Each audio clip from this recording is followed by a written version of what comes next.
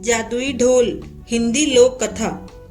पश्चिम भारत के एक छोटे से राज्य में धर्मराज नामक एक बुद्धिमान और न्यायप्रिय राजा रहता था। उसकी प्रजा के मन में उसके लिए बहुत श्रद्धा और आदर था। राजा धर्मराज बहुत लंबा, ऊंचा और रूपवान था। उसके सिर के बाल काले और घने थे, जिन्हें उसका खास कोई भोलू हज्जाम ही काटता था। भोलू यह काम कई वर्षों से कर रहा था और अपने शाही हज्जाम होने का उसे बहुत गर्व था। पर भोलू को एक बात का बहुत ध्यान रखना पड़ता था। जब भी वह राजा के बाल काटने जाता, उसे याद रखना पड़ता कि वह राजा के साथ बिल्कुल अकेला हो। उस समय किसी का भी शाही कमरे में आना सख्त मना था। बात दरअसल यह थी कि भोलू राजा के बारे में एक राज जानता था। राजा के सिर के दोनों तरफ दो छोटे छोटे सींग उग रहे थे। यह बात सिर्फ राजा और उसका नाई जानते थे। जब भोलू ने पहली बार यह नजारा देखा तो वह भौंचक्का रह गया, लेकिन उसने राजा से वादा किया कि इस बात का जिक्र कभी किसी से नहीं करेगा।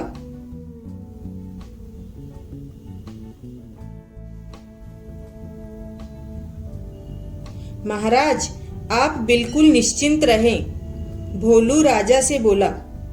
आपका यह राज मेरे पास हमेशा सुरक्षित रहेगा। किसी और को इस बात की कानो कान भी खबर नहीं हो पाएगी। ऐसा सुनकर राजा धर्मराज ने राहत महसूस की। उसे डर था कि अगर लोगों को इस बात की जानकारी हो गई तो राज्य भर में उसकी खिल्ली उड़ेगी। हो सकता है लोग उसका आदर करना बंद कर दें या फिर नए राजा की मांग करने लगे। इसलिए भोलू के वादे के बावजूद राजा ने उसे सख्त हिदायत देते हुए कहा, भोलू, अगर तुमने अपना मुंह खोला तो जान लो सजा तो मिलेगी ही, देश निकाला भी मिलेगा। भोलू की डर के मारे घिघी बंद गई। उसने कानों को हाथ लगाया और अपना मुंह बंद रखने की कसम खाई। कई वर्ष बीत गए। भोलू को अपना वादा याद रहा। उसकी स्वामी भक्ति से प्रसन्न राजा यदा कदा उसे अच्छे अच्छे उपहार भी देता रहता था, क्योंकि उसने उसके राज को दबा कर रख रखा था। पर समय बीतने के साथ साथ भोलू के सब्र का बांध भी टूटने लगा। उसके पेट में वह राज अब पचता नहीं था और वह चाहता था कि कोई तो ऐसा हो जिसे वह राजा के सींगों वाली बात बता सके। लेकिन राजा की चेतावनी उसे चुप रहने पर मजबूर करती थी। एक दिन भोलू राजा के बाल काटकर महल से लौट रहा था और रास्ते भर उसके सींगों के बारे में सोचता रहा। भोलू का घर एक छोटे से जंगल के उस पार था। ऊंचे ऊंचे पेड़ों और लटकती बेलों के बीच में से धीरे धीरे चलता हुआ भोलू जब थक गया, सुस्ताने के लिए एक घने पेड़ के नीचे बैठ गया। भोलू को रह रहकर सींग याद आ रहे थे। फिर यकायक वह उठकर खड़ा हो गया। वाह, जवाब नहीं मेरे दिमाग का, भोलू बोला और उस पेड़ को देखने लगा जिसके तले वह बैठा था। भाई, इस पेड़ को बता सकता हूँ ना राजा के उन सींगों के बारे में। अब यह रहस्य मेरे पेट में नहीं पचता। पेड़ तो बोल सकता नहीं और इस तरह किसी और को यह बात पता चलने का डर भी नहीं है। पेड़ के पास यह भेद हमेशा भेद रहेगा और मैं भी इस बोझ से मुक्त हो जाऊंगा। भोलू ने ऐसा निश्चय किया और जोर से बोला, हे पेड़, आज मैं तुम्हें एक भेद बताने वाला हूँ। हमारे राजा धर्मराज के सिर पर 2 सींग है। हाँ हाँ, उसके 2 सींग हैं। इतना कहकर हज्जाम हंसने लगा और हंसता ही गया। हा हा हा, हो हो। यह भयंकर भेद आखिर खुल ही गया। भोलू खुश था, उसका भार जो हल्का हो गया था। उसके बाद वह आराम से घर पहुंच गया। अगले दिन एक लकड़हारा उसी जंगल में गया और उसी पेड़ के पास जाकर रुक गया। इस पेड़ की लकड़ी तो बहुत शानदार है, इसका ढोल बड़ा अच्छा बनेगा, वह सोचने लगा। फिर क्या था, कुल्हाड़ी के कुछ प्रहारों से ही पेड़ नीचे आ गिरा। लकड़हारे ने वह लकड़ी एक ढोल बनाने वाले के हाथों बेच दी और उसने एक बहुत सुंदर ढोल तैयार कर दिया। यह मेरे जीवन का सबसे अच्छा ढोल है, ढोल वाला खुश होकर बोला। कल बाजार जाकर इसे अच्छे दाम पर बेच दूंगा। अगले दिन ढोल वाला बाजार गया और एक कोने में खड़ा होकर ढोल बजाने लगा। ढोल से बड़ा सुरीला स्वर हुआ। ढोल वाला उसकी आवाज सुनकर झूम उठा। वह चिल्लाकर बोला, बाबू यह ढोल खरीदो, कोई है जो इस शानदार जानदार ढोल को खरीदे। धीरे धीरे उसके इर्द गिर्द भीड़ जमा हो गई। लोग खामोश होकर ढोल की मजेदार आवाज सुनने लगे। भाई वाह, क्या कहने हैं इस ढोल के, एक बूढ़े आदमी ने तारीफ की। तारीफ सुनकर ढोल वाला और भी जोर से ढोल पीटने लगा। तभी उस ढोल में से एक अजीब आवाज आई।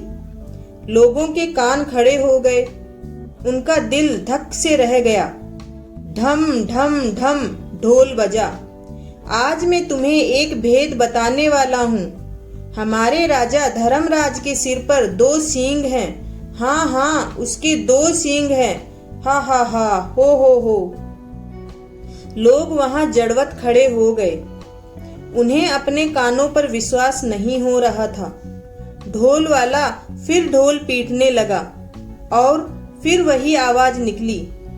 वह बहुत हैरान और शर्मिंदा हुआ। आखिर एक ढोल यह सब कैसे बोलने लगा? देखते ही देखते लोगों का तांता लग गया। और फिर कितना मजाक और कितने ताने। हमारे राजा के 2 सींग, हमारे राजा के 2 सींग। लोग तो जैसे गाना गाने लगे। जब राजा धर्मराज ने सुना तो दुखी भी हुआ और नाराज भी। गुस्से से उसका चेहरा तमतमा उठा और वह गरजते हुए बोला, उस ढोल वाले को पकड़कर यहाँ ले आओ। राजा के सैनिकों ने शीघ्र ही उसे पकड़ा और राजा के समक्ष प्रस्तुत किया। ढोल वाला डर के मारे कांप रहा था। बदमाश, तेरी इतनी हिम्मत कि तुम मेरी खिल्ली उड़ाए, राजा फुफकारा। भयभीत ढोल वाले ने राजा के पैर पकड़ लिए। महाराज, वह गिड़गिड़ाया, मैंने तो एक लकड़हारे से कुछ लकड़ी खरीदी थी और उसी से ये ढोल बनाया है। मैं बिल्कुल नहीं जानता कि यह ढोल ऐसी बेहुदा बात कैसे कर रहा है। मुझे क्षमा कर दीजिए महाराज। राजा ने लकड़हारे को बुलाया। जो लकड़ी तुमने ढोल वाले को बेची वह तुम्हें कहाँ से मिली? लकड़हारा डरते हुए बोला, जंगल में एक पेड़ से मिली महाराज। तुम्हारी लकड़ी से बना ढोल बोलता कैसे है? राजा धर्मराज ने पूछा। मैं तो खुद हैरान हूँ महाराज, दुविधा में फंसा लकड़हारा बोला। मैं कई वर्षों से लकड़ी काटता और बेचता आया हूँ, पर ऐसा अचंभा पहले न कभी देखा न सुना। अब राजा परेशान, लकड़ी कैसे बोलने लगी? राजा और उसके दरबारी निरुत्तर थे। पर राजा धर्मराज ने भी ठान लिया कि इस घर के भेदी का पता लगाकर ही छोड़ेगा। वह सोचने लगा, इसके अलावा सिर्फ एक ही व्यक्ति यह भेद जानता था और वह था भोलू।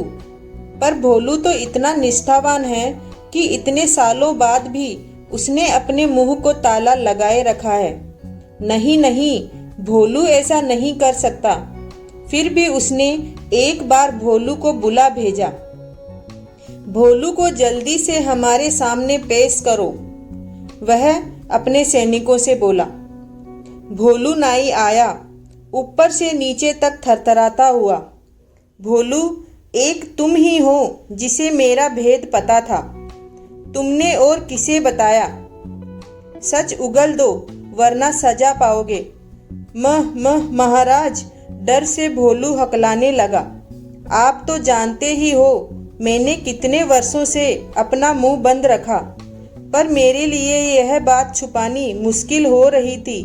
मैं चाहता था कि कोई तो हो जिसे मैं यह राज बता सकूं। बोलते बोलते भोलू रुक गया और सिर झुकाकर खड़ा रहा। बोलते रहो, फिर क्या हुआ? राजा धर्मराज बोला। भोलू धीरे धीरे बोलने लगा। महाराज, एक दिन जब मैं जंगल के रास्ते से घर लौट रहा था, मैं आराम करने एक पेड़ के नीचे बैठ गया। बस आपके बाल काट कर ही आ रहा था और उन सींगों के बारे में भी सोच रहा था। काश मैं उनके बारे में किसी से बात कर पाता। आखिर मैं भी इंसान हूँ। तभी मेरे दिमाग में एक बात आई और मैं पेड़ को यह राज बताकर हल्का हो गया। सोचा कि पेड़ को बताने से क्या नुकसान, क्या मालूम था कि इसकी लकड़ी ही बोल पड़ेगी। अब समझा, बुद्धिमान राजा ने पहेली बूझ ली। वह पेड़ जादुई था, सुन बोल सकता था, इसलिए उसकी लकड़ी से बने ढोल को जैसे ही पीटा गया वह बोलने लगा, और जो कुछ तुमने मेरे सींगों के बारे में कहा वह शब्द वह दोबारा दोहराने लगा। जादुई ढोल की उलझन सुलझाने के बाद राजा ने भोलू नाई की तरफ देखा। भोलू शर्म से सिर झुकाए खड़ा था। लकड़हारा और ढोल वाला भी हाथ बांधे सजा का आदेश सुनने के लिए खड़े थे। राजा धर्मराज बुद्धिमान ही नहीं, न्यायप्रिय भी था। उसने तीनों को क्षमा कर दिया, क्योंकि वह जानता था कि ढोल के जादुई होने में उनका कोई दोष नहीं था। वह मुड़ा और उनसे बोला, मैं तुम सबको माफ करता हूँ। तुम तीनों लोग अपने अपने घर जा सकते हो। तीनों को अपने को क्षमादान मिलने पर विश्वास नहीं हुआ। राजा नमन करते हुए बोले, राजन, आप महान हैं। आपकी इस कृपा के लिए सत सत धन्यवाद। राजा इसलिए शांत था क्योंकि अब उसके दिल पर कोई बोझ नहीं था कि मेरे सींगों के बारे में जब किसी को पता चलेगा तब जनता क्या सोचेगी। अब जनता को सब कुछ पता है, तो वह इतने भारी मुकुट को पहन कर रखने की कोई आवश्यकता नहीं है। अब राजा बहुत खुश था, क्योंकि उन सींगों को छुपाने के लिए उसे हमेशा एक भारी मुकुट पहन कर रखना पड़ता था, जो उसके लिए कष्टदायी बनता जा रहा था। अब राजा को लगा, जब जनता को सब कुछ पता लग ही गया है तो इस मुकुट को पहनने की क्या जरूरत रह गई। इसलिए दोस्तों, जो कुछ भी होता है वह सब कुछ अपने भले के लिए ही होता है। लेकिन इस कहानी से एक और सीख मिलती है कि किसी राज को राज ही रहने दिया जाना चाहिए। अगर आप किसी से कहते हैं तो वह फिर घूम फिर कर वापस आ ही जाती है। आपको यह कहानी पसंद आई तो एक लाइक जरूर करें और अपने विचार कमेंट बॉक्स में जरूर दें कि भोलू नाई ने जो किया वह सही किया या नहीं। राजा को अपने सींगों वाली बात अपनी प्रजा से छुपा कर रखा, क्या उसने सही किया? अपना जवाब कमेंट बॉक्स में जरूर दें।